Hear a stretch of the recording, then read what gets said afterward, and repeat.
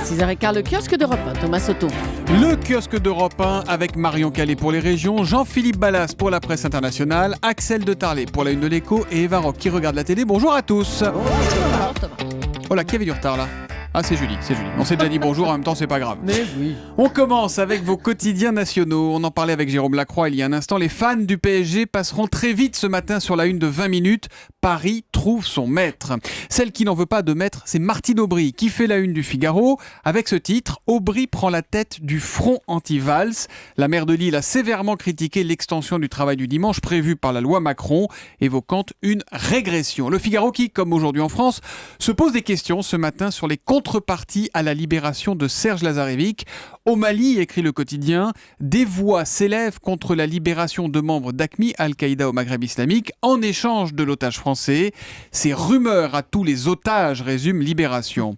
Et puis les Échos titrent sur le jackpot pétrolier des compagnies aériennes. La chute du baril de pétrole, qui a encore plongé hier et qui a atteint une baisse de 44% en 6 mois, eh bien cette chute des cours va permettre au transport aérien mondial d'afficher des profits records l'année prochaine. Enfin, La Croix s'indigne à la une des dérives de la lutte contre le terrorisme sous l'administration Bush aux États-Unis, contre la torture, l'inlassable combat.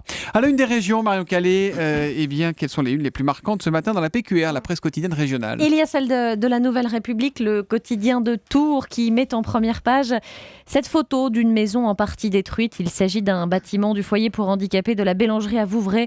Le crash d'un avion militaire, crash d'un Alpha Jet, un mort à Vouvray, titre le quotidien. Et puis, règlement de compte dans le Républicain lorrain. Nadine Morano, qui a refusé un poste proposé à l'UMP par Nicolas Sarkozy, dénonce les errements de son mentor, critique son score. Ça chauffe exactement, puisqu'elle critique son score aux élections internes. Et au passage, nous dit le Républicain lorrain, elle claque la porte de l'association des amis de Nicolas Sarkozy. Entre eux, rien ne va plus, c'est le titre en première page. Et alors que s'ouvre aujourd'hui à Paris une conférence nationale de l'évaluation, la Dépêche du Midi se demande comment rendre le système éducatif plus performant.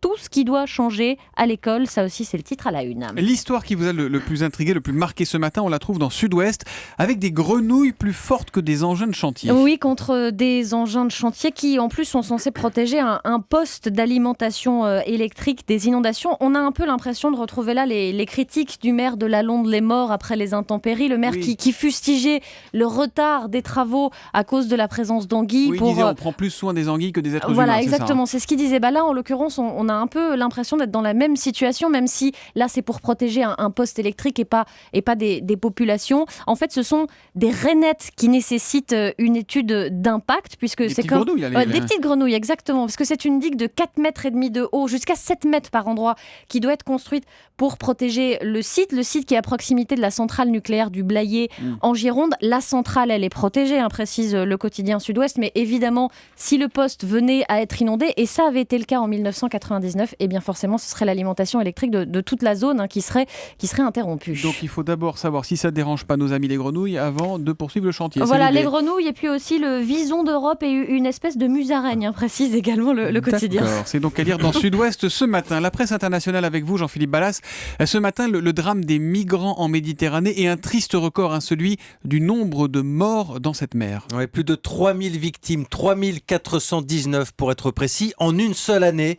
C'est le chiffre qui vient d'être donné par les Nations Unies. Il est repris ce matin par la plupart des quotidiens de la planète. Au total, ces derniers mois, plus de 200 000 personnes ont essayé de traverser cette Méditerranée. Elle est désormais rebaptisée la route la plus mortelle du monde. Syrie, Érythrée, Libye, les familles arrivent absolument de partout. Et c'est vrai qu'on a presque fini par s'habituer à ces images de coquilles de noix rafistolées. On se demande encore comment elles font pour flotter. Le journal britannique, le Télégraphe, donne la parole aux humanitaires.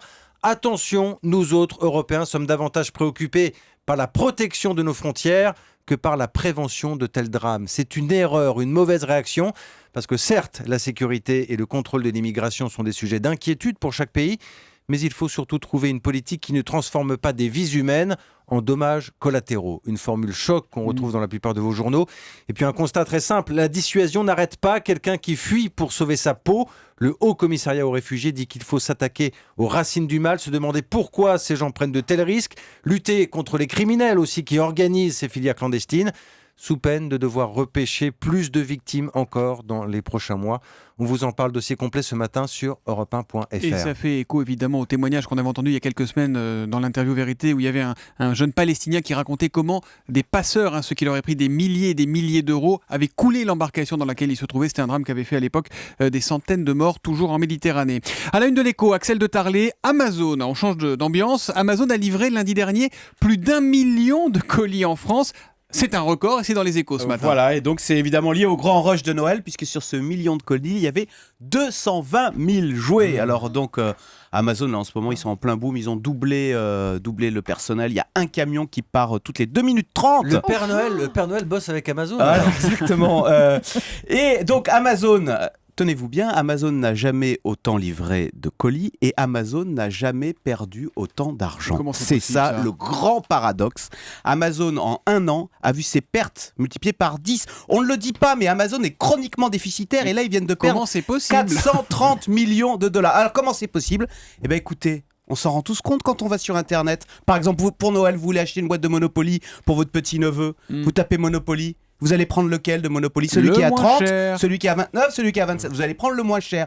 Pour vendre sur Internet, il faut systématiquement être le moins cher.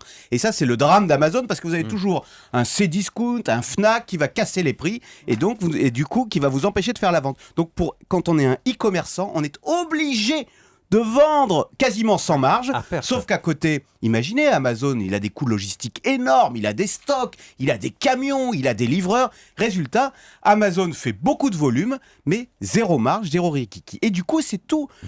Mais du coup, c'est l'avenir d'Amazon. Il y a, avec ironie, il y a des gens qui disent, mais Amazon est une boîte de philanthropie.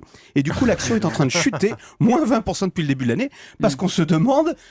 Où va aller ce modèle et est-ce qu'on peut vraiment gagner sa vie en tant qu'e-commerçant ? C'est un problème de fond. Il y a quelque chose de stupéfiant sur Amazon. Moi, j'ai failli acheter quelque chose sur Amazon. Ils sont incapables de me dire si je serai livré avant Noël ou pas. Et ben ça, c'est compliqué, monsieur de Tarlé, quand on veut acheter un en colis. plus, ils se fâchent avec leurs clients et avec leurs fournisseurs, notamment moi, je suis Hachette, fâché. parce que, vous savez, comme ils essaient de gagner de l'argent, donc ils réduisent leur marge. Les rennes, c'est moins cher. Ah bah évidemment, Jean-Philippe Ballas attaché aux traditions. On regarde la télé ce soir et on écoute Carla Bruni, Little French Songs in America. Eva Rock, c'est sur D8 à 23h. Vous nous faites veiller. Eh oui. On me dit que nos vies ne valent pas grand-chose, qu'elles passent en un instant comme fanent les roses. Donc comme vous l'entendez, c'est en concert. C'était au printemps 2014. On était à New York. Carla Bruni en fait entamé une tournée aux États-Unis. Vous allez découvrir donc images inédites de ses concerts, de sa promo aussi dans les médias américains et en fil conducteur donc une interview, notamment dans laquelle elle raconte comment elle s'imagine plus tard. Je me suis toujours imaginé si je meurs pas avant, si j'ai pas une saloperie, une maladie, ou si la vie ne m'arrête pas, on sait jamais comment est la vie. Mais je me suis toujours imaginée en très vieille chanteuse. Et l'avantage justement d'être faire du folk ou du blues, c'est que quand même, ça me permettra de chanter jusqu'à la tombe, j'espère. Ouais. Si les gens viennent. S'ils viennent pas, je chanterai dans le métro. Et on va entendre Nicolas Sarkozy Non, dans vous dans l'entendez d'autres- pas.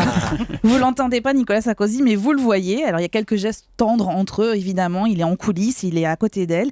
Les médias américains, eux, évidemment, ils évitent pas du tout le sujet. Ils lui posent la question de ses relations avec Nicolas Sarkozy, et c'est une curiosité logique, selon Carla Bruni. Dans tous les autres pays, ça influe très positivement.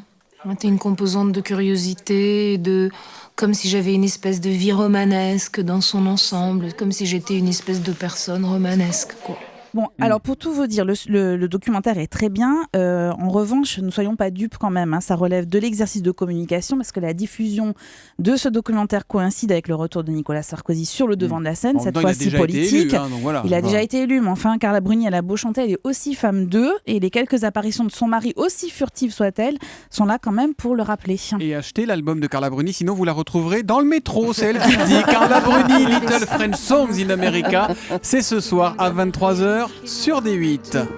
Paraît que le bonheur est à portée de main, alors on tend la main et on se retrouve fou. Rideau sur le kiosque. Elle a une jolie voix quand même. Elle a une très jolie voix. singulière. Elle est douée, elle est douée. Vraiment, vraiment.